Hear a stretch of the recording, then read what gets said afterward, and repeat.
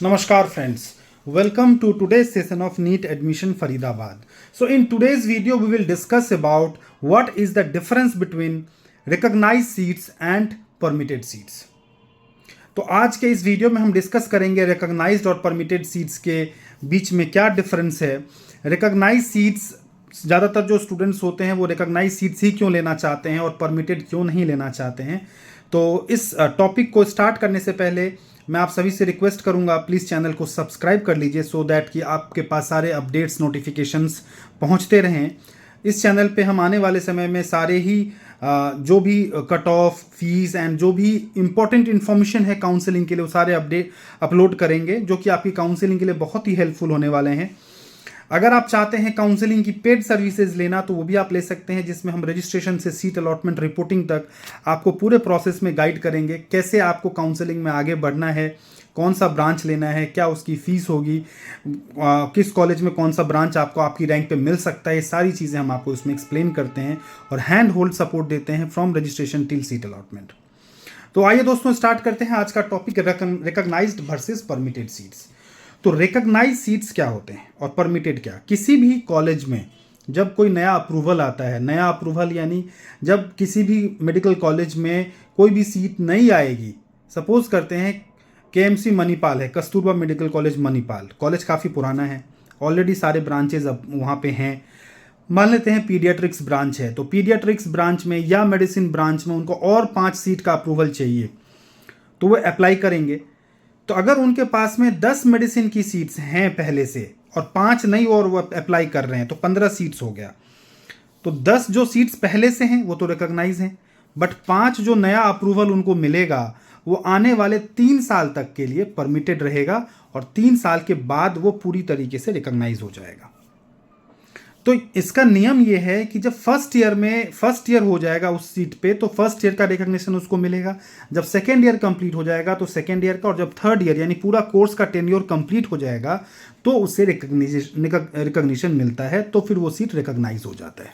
जब तीसरे साल का इंस्पेक्शन कंप्लीट हो जाता है फिर वो पर्टिकुलर सीट रिकॉग्नाइज हो जाता है। इससे आपको कोई फर्क नहीं पड़ता है। अगर कोई स्टूडेंट है वो किसी परमिटेड सीट पे भी एडमिशन लेता है तो कोई प्रॉब्लम वाली बात नहीं है। 99% केसेस में कोई प्रॉब्लम वाली बात नहीं है। 1% सिचुएशन में अगर उस कॉलेज का वो सीट रिकॉग्नाइज नहीं हो पाया और वो परमिटेड ही रहा जिस सीट से आपने डिग्री कंप्लीट की है, तो आपको उसी स्टेट में प्रैक्टिस करना होगा जिस स्टेट से आपने वो कोर्स कंप्लीट किया है, या जो एमडी या एमएस आपने जिस स्टेट से किया है वहीं पे आप उस टाइटल का इस्तेमाल करके प्रैक्टिस कर सकते हैं। अदरवाइज दूसरे स्टेट में चूंकि वो सीट रिकॉग्नाइज नहीं है जिससे आपने किया है, दूसरे स्टेट में उस टाइटल का इस्तेमाल आप नहीं कर सकते हैं। आपका जो रजिस्ट्रेशन होगा एमडी का एमएस का वो सिर्फ उसी स्टेट में हो पाएगा जिस स्टेट से आपने एमडी एमएस किया है। बट ऐसा बहुत कम देखने को मिलता है, 99% केसेस में इस तरह की चीज़ें देखने को नहीं मिलती हैं। तो आप इसकी वजह से कोई सीट ना छोड़ें, ये सीट रिकॉग्नाइज नहीं है या ये सीट परमिटेड है। हो सकता है जिस कॉलेज में आप अप्लाई करने के लिए जा रहे हैं, जहां काउंसलिंग में आप भर रहे हैं, वहां 2 साल पहले ही वो सीट परमिटेड स्टेटस में आ गया था और 2 साल हो चुका है, 1 साल के बाद ही वो रिकॉग्नाइज हो जाए, ऐसा भी हो सकता है।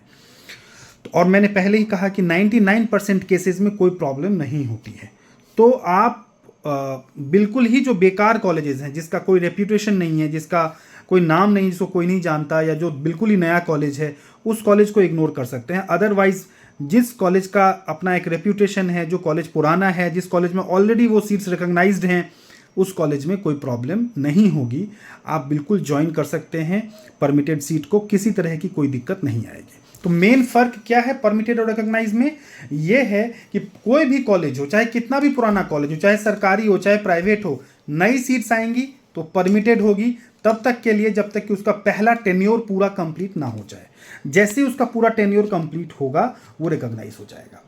तो नॉर्मली अगर किसी बच्चे ने एमडी में एडमिशन लिया है और वो परमिटेड है तो 3 साल में उस बच्चे का कोर्स कंप्लीट होगा और 3 साल में ही उसका टेन्योर जब कंप्लीट होगा तो रिकॉग्नाइज भी हो जाएगा। तो जब उसका टाइम आएगा पास करने का तब वो सीट रिकॉग्नाइज हो जाएंगे, तो कोई दिक्कत वाली बात नहीं है इसमें। This is the basic and major difference between permitted and recognized seat, and according to me there is no problem in taking any permitted seat while doing counseling, while taking any seat, because in UP में normally सुनता हूँ जब UP की counselling होती है तो students बोलते हैं सर परमिटेड सीट उठाऊँ नहीं उठाऊँ। किसी तरह की कोई दिक्कत नहीं, आप उठा सकते हैं, कोई प्रॉब्लम नहीं होगी। This is it in today's video, will come up with more relevant videos. नमस्कार।